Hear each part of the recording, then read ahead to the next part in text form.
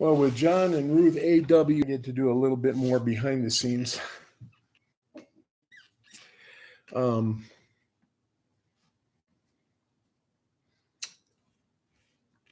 Yeah, they go to John's, which is just slightly better than anywhere in Wyoming.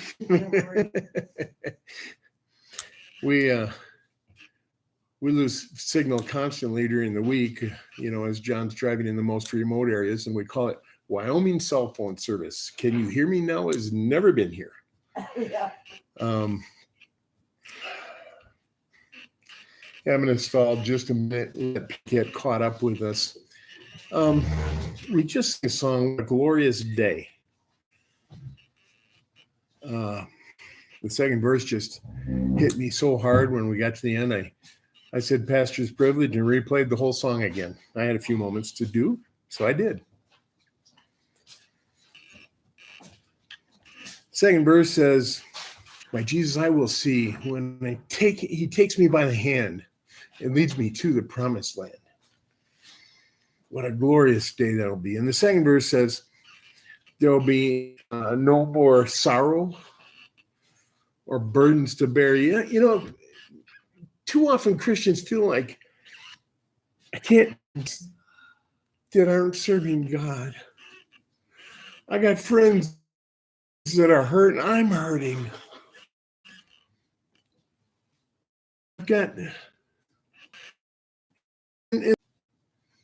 Yeah, you can't. Remember,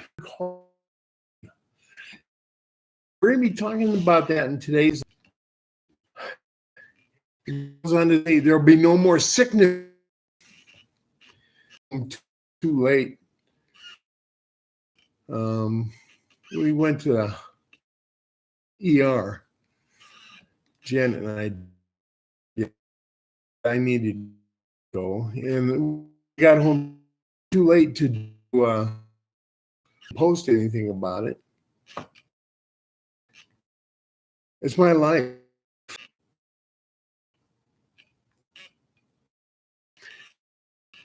When I can only imagine what it will be to tell it to Jesus alone. A whole bunch of really good old choruses. You don't hear songs like that anymore. No, now you marching for Jesus. I'm going up to the high places, and what a majestic God. But we don't hear songs about the personal relationship we can have with Jesus. There's some out there, but we don't sing enough of them, in my opinion.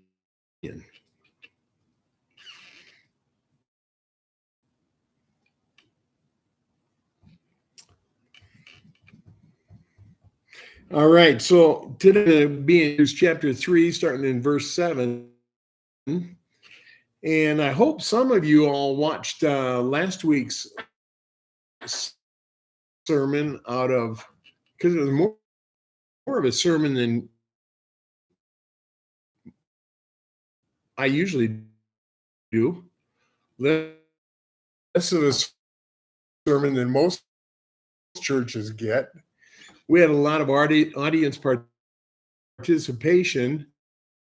They even cajoled me and twisted my arm into taking a big rabbit trail. But I was a guest speaker at another church, and I had a good time. People were very welcoming and very warm. Before I started and after. Sometimes my preaching gets a little harsh, and some churches don't care for that. But I tell the truth. And that one, that's my the lost. I'm an evangelist. Make no mistake. I'm not a preacher. I'm not. So today we're going to be in Hebrews chapter 3, starting in verse 7. And some of you all watched last week's sermon because it was more of a sermon than an evangelist's heart is all about the people. I want to reach them for God. I want to reach. I was a guest speaker at another church. Of course, I'm also, when you do the book of Hebrews, that comes in handy because there's a lot of heavy duty stuff in Hebrews.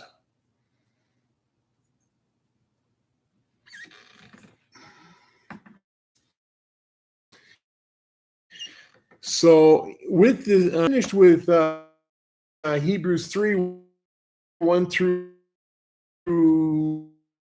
6. We pretty much got that done.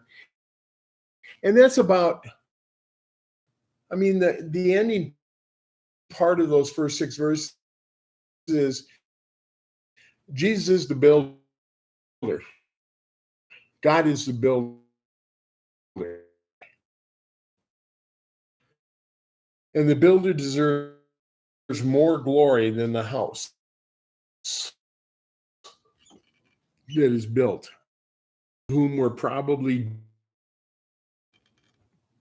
An evangelist's heart is all about the people. I want to reach them for God. I want to reach them for God. I want to motivate evangelist. Of course, I'm also a Bible student. And when you do the book of Hebrews, that comes in handy because there's a lot of heavy duty stuff in Hebrews.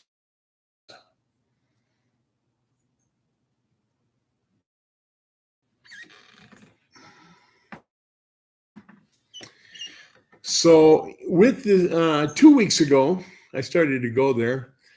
We finished with Hebrews 3, 1 through 6. We pretty much got that done. And that's about, the ending part of those first 6 verses is Jesus is the builder. God is the builder. And the builder deserves more glory than the house built. And he's writing to early Christian believers, most of whom were probably Jews. As we begin this,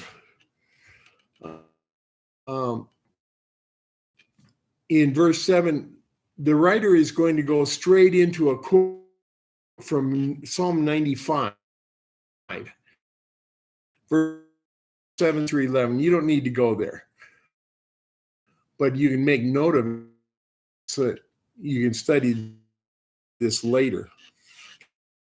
Because I know everyone, even we have the same problem with the Jewish. Our sense of humor, warning. Oh, It's too late. It's already passed.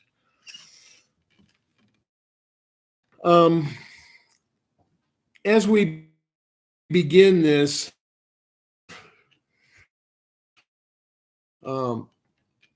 it's into a quote, but you can make note of it so that you can see this.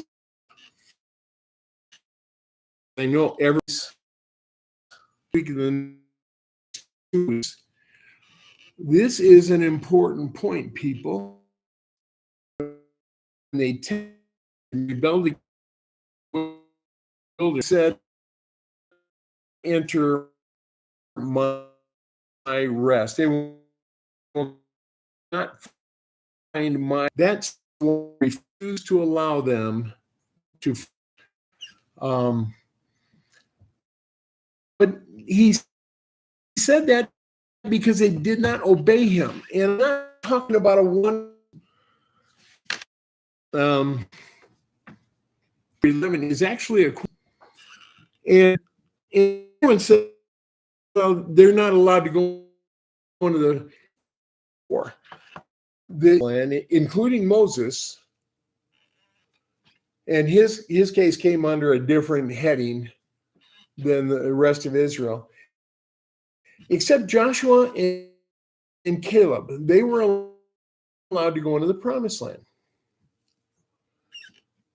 And it wasn't because they, when Moses went up to get the 10 commandments and he was up on the mountain and he didn't come down, and that is not why God, don't ask for forgiveness. Repent, stop.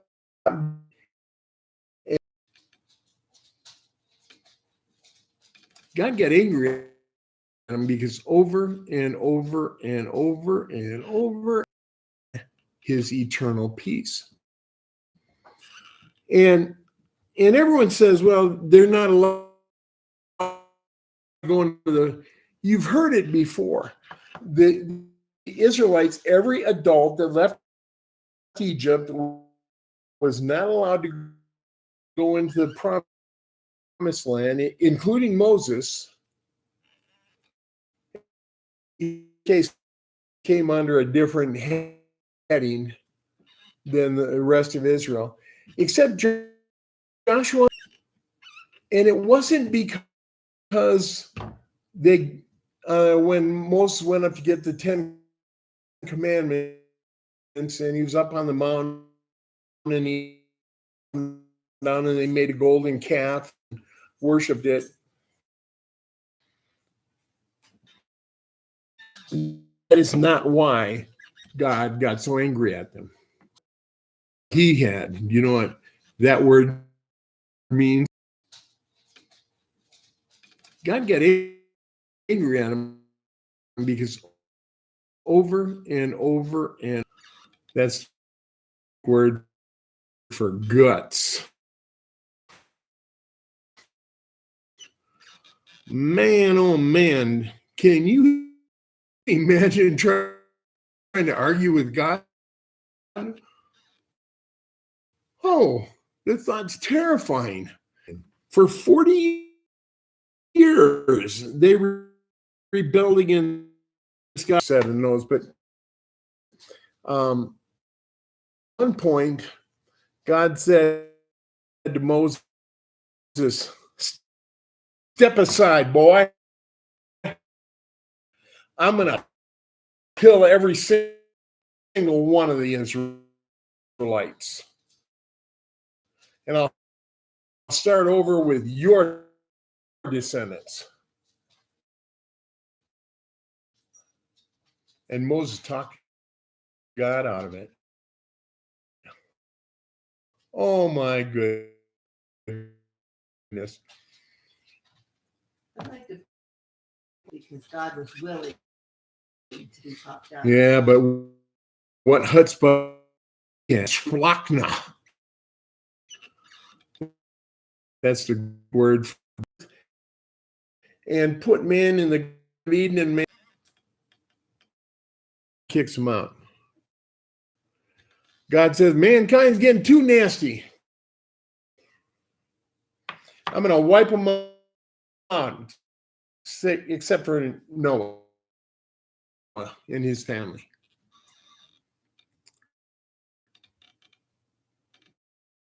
God says to Abraham, I'm going to make your descendants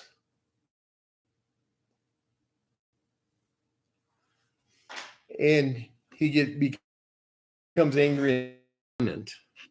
Maybe Noah started your family. Noah, think about it. What's the lesson in this little piece right this morning?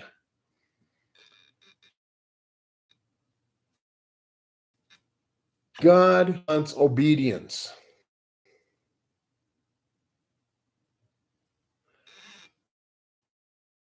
And offerings. God doesn't do that. Projects where I was the lead, and as I selected my team, I'd tell them, you give me 75% of your best, and I'll make up the difference. Sometimes I feel like that's what God says to me about me or anybody. Give me 75% of your best. Obedience is more important than sacrifice. And I don't have to be perfect, son. You hear what I'm saying? And what the author here is saying, in some translations, it says something like, I got it written down over here. How can we, if they did not get eternal rest, how can we escape if we ignore so great a salvation as what God has offered us? In the NIV, I believe it says, how can we escape if we ignore so great a salvation?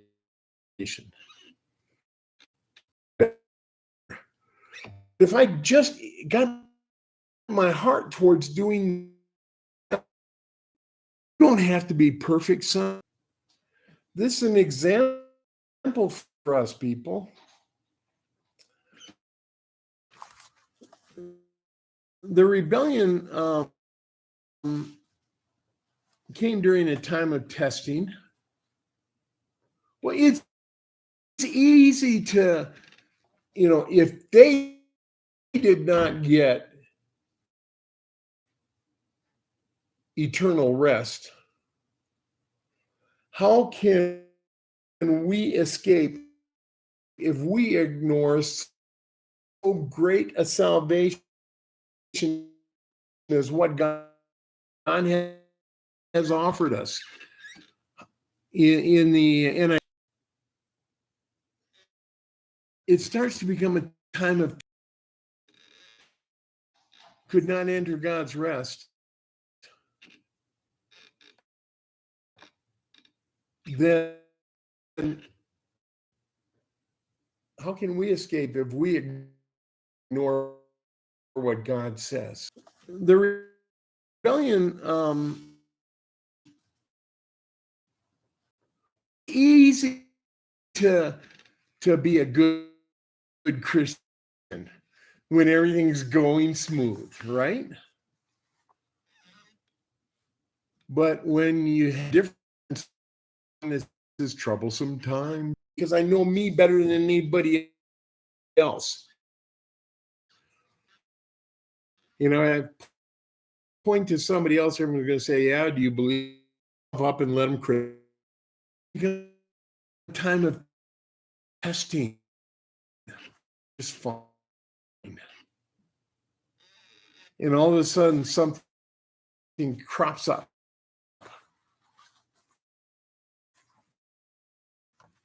I've said it before, and I'm going to end see and still serve God. And I give up. God's not going to heal us. I can't win. So I set myself up and let them criticize me. But I am a man of faith. And they say, if you're such a man of faith, if you believe that God can heal anybody, and I do,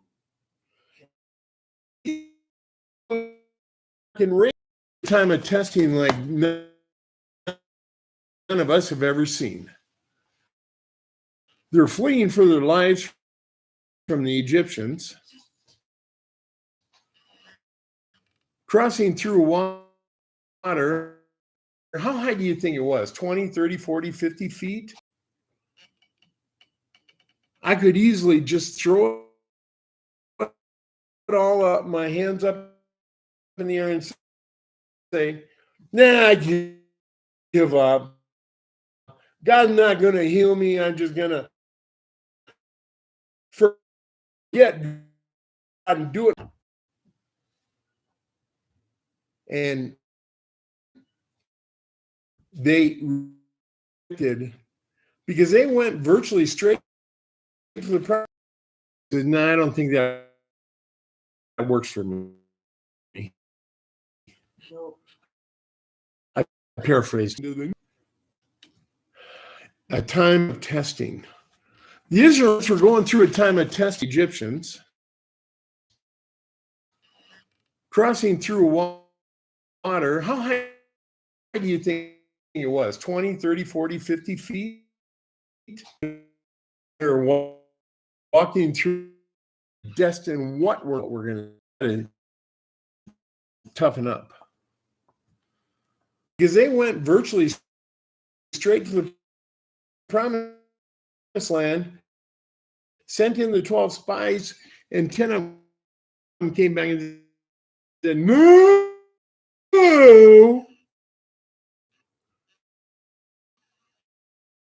And the people listened to the no. And so for another, 38 and a half, 39 years, they wandered in the wilderness.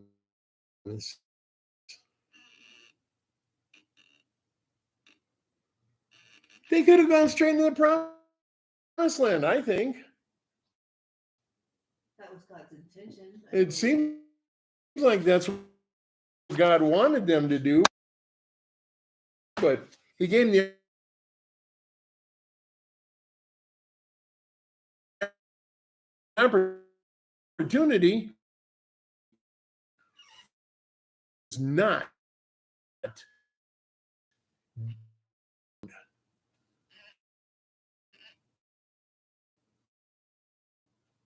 the younger college students thought that was amazing, so they wanted me to do it all. Back it, bend my knees and stand up, and I could lift back into small to mid-sized car right off the ground. It was with me all the time, but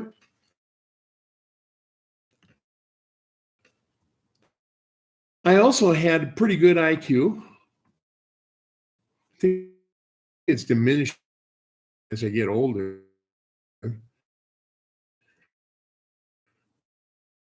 I think, but I can't. Said most people wouldn't even. I'm more than gone. My IQ is diminishing.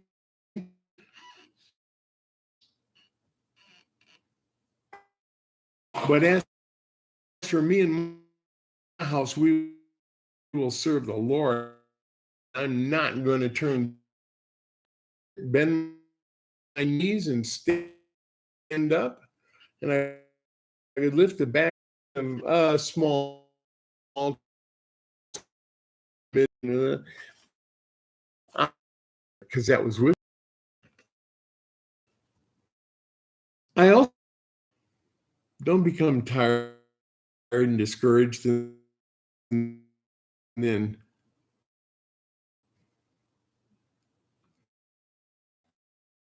bottle it up.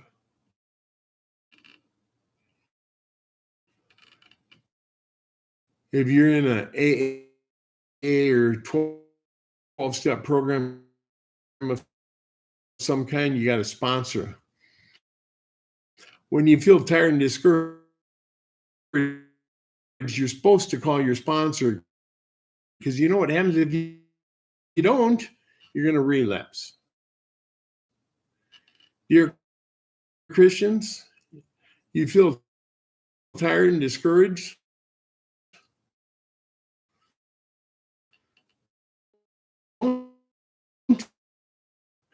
you're going to relapse and go back to feeling pity for yourself and oh me, it's I'm the only one. It's terrible, and that's what I need. Don't become tired. Part of the reason that I believe God gives us to some extent in a semi-controlled expression, familiarity breeds contempt. We get so accustomed to things being. Somebody tell somebody, because if you don't, you're going to relapse and go back to feeling that God is in control. But let's take it just a little bit different than that. You know, I worked in the white collar field. I didn't work face to face with those every day, not the 10 figures a year, but I've worked some of them, for them. The people I worked with, well, most of them made 6 figures or close to it. And for those of you who don't know that and never been in that area, it's $100,000 and up. Wow. Okay. And when you're working with people like that, it's very hard to reach them for Christ because they have no need in their mind. I've got everything except true joy. No, I'm happy. Yeah, well, there's happy and then there's Content.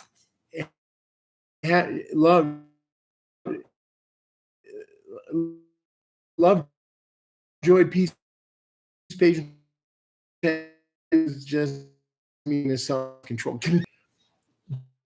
That's what you can get from God, not the happiness that comes from going out and getting drunk at night and throwing up in the morning and coming back to work.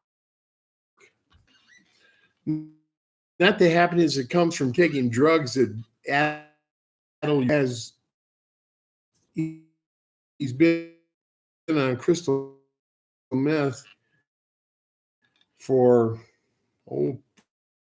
over 40 years now. Since 2004, he's been trying to get, when they up your brain, he's told me, that's me. He knows the truth. But crystal meth, I've helped a lot of people through that. And most of them I'm not very successful with. It's a hard thing to kick, but you can do it with God's help. If you stop, especially those that make a lot of money, they're content with their life as it is, and they're missing the great contentment. That's why it's easier to preach the gospel to people that got nothing. They've got nothing to hold on to. Except hope, and God is a hope. Oh, God brings hope.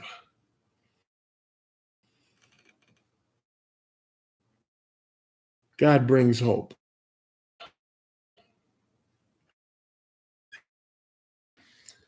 You know, I was never impressed with a college degree.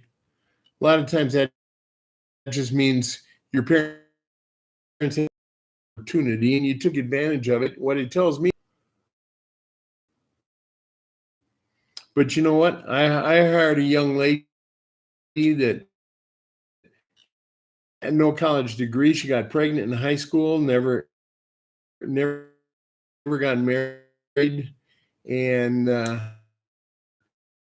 she was a single mother with a 2 or 3 year old, and I chose to hire her. She wasn't even 20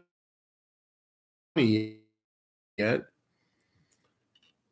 And why did I choose her? Because she had gone through some rough times. She had a specific job skill that I need in my life. It doesn't matter who and what you are. You can start with when you're 17 years with nobody. And she went on to become a strong and important position.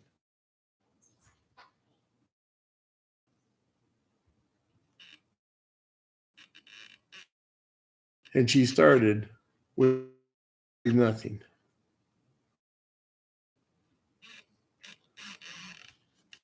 There are several when we read that show us that he's dealing with people that are thinking about leaving Judaism and leaving Christianity and going back. To see it over and over. 14. Let me 4 verses. It ignores God. Make sure each of you is living a sinful life with a heart that ignores God.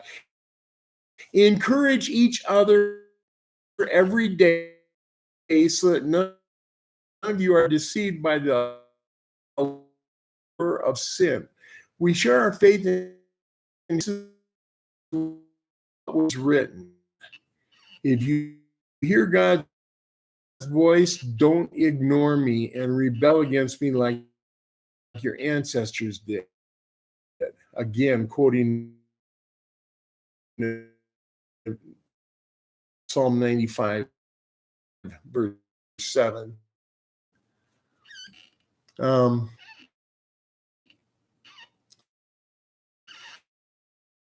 He, verse 7 and 8, of our lives. Not, it's me and God.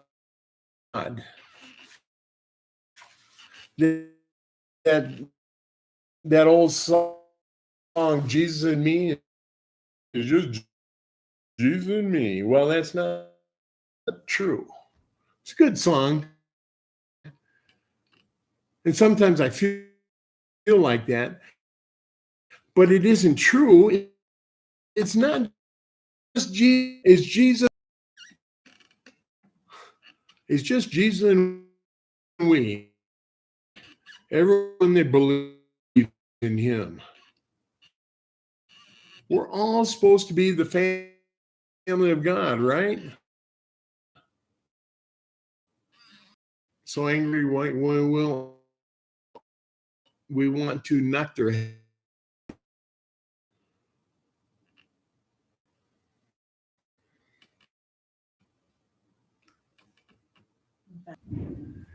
Yes, because they're close to you. Ignore each other every day. Encourage each other every day so that none of you are deceived by the cult allure of sin. He's talking about people that are thinking about leaving. Encourage each other, not ignore each other.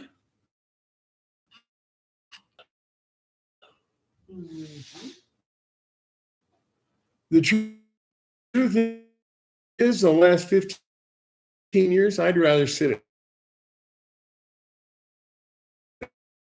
at home.